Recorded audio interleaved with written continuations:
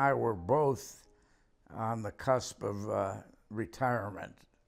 Neither of us were prepared at that point to call an end to any professional activity.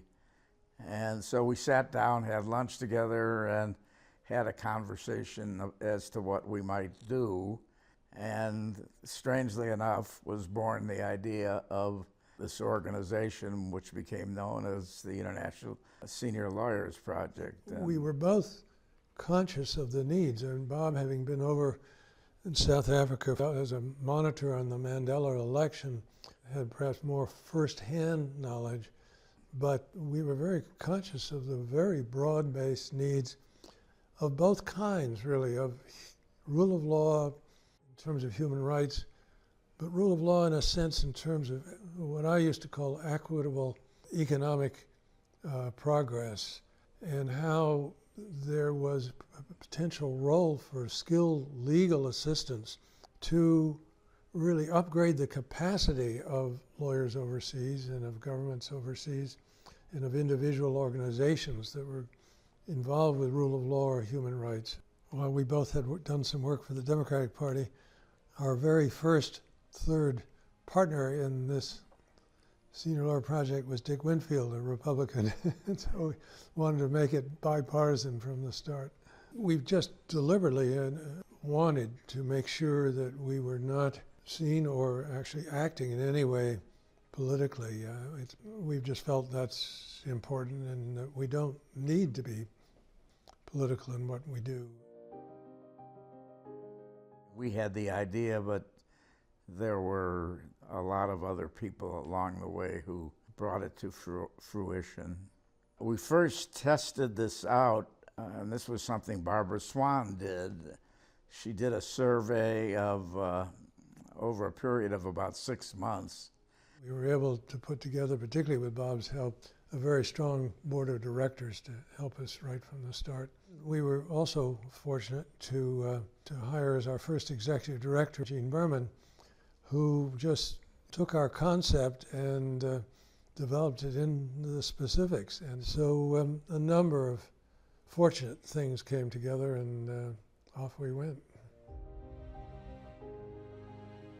Early on, we began to do some work in Liberia through the auspices primarily of Joe Bell, a partner of Bob's at Hogan Lovells, in terms of assisting them in their renegotiation of major contracts for the development of their rubber industry and their mining. Over the years, that work continued and broadened to include advice and assistance on the legal side of their setting up their health system and other matters. I had the privilege of meeting with Ellen Johnson Sirleaf, the then president of Liberia. Just listening to her expressing her appreciation just made me think we've really been able to accomplish something. And about a year or so later, the country itself bestowed on us a commemorative medal for the assistance and support that we'd been providing. So I'm feeling very confident about the future of the organization. I think we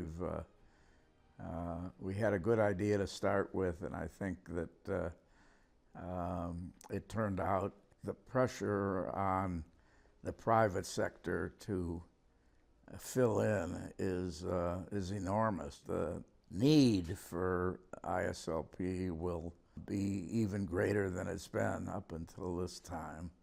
The needs have evolved to some extent, and our programming has evolved to some extent over the last 25 years.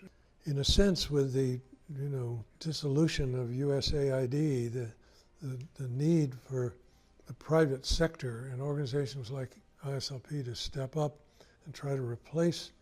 So I think as far as needs, they're there without any question.